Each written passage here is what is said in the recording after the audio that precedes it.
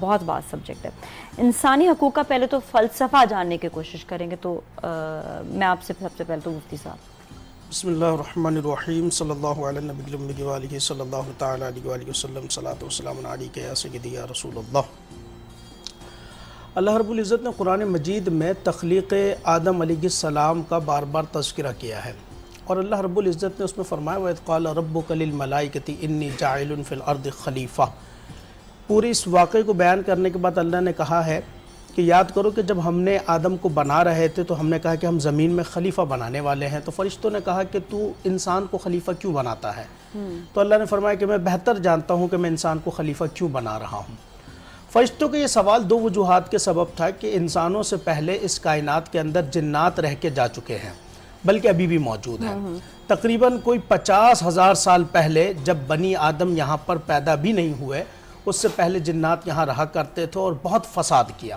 اللہ رب العزت نے ابلیس کو، جو شیطان ہے، اسی کو حکم دیا اور سرکش جو جن تھے ان کے خلاف جہاد کا حکم دیا. جنات کے فساد کا سبب تھا کہ ان کے اندر اللہ رب العزت نے شہوت رکھی تھی، اور اللہ رب العزت نے ان کے اندر غصہ اور عقل رکھا تھا.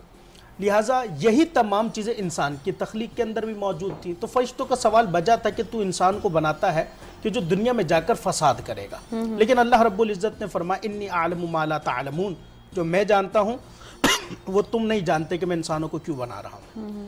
انسان اس اعتبار سے دیگر مخلوق سے افضل ہوا کہ اللہ رب العزت نے اس میں عقل اور شہوت دی ہے، یعنی کہ کسی بھی چیز پر سوال قائم کرنے کی اور کسی چیز کے درست اور صحیح ہونے میں امتیاز کرنے کی، غلط اور صحیح ہونے میں امتیاز کرنے کی صلاحیت اللہ نے اسے دی ہے. جس اللہ نے قرآن میں کہا الم نجعل لہ عینین ولسانہ وشفتین وہدیناہ النجدین، کہ ہم نے تمہیں دو آنکھیں، دو ہونٹ اور زبان نہیں دی، اور دو سیدھی راہیں نہیں دکھلا دی کہ ان میں سے کسی ایک کو منتخب کر لو. تو اسی لیے انسان کو جب بنایا گیا تو انسان کے لیے ایک ضابطہ کار کی ضرورت تھی. بار بار نبی آتے رہے کتاب لے کر.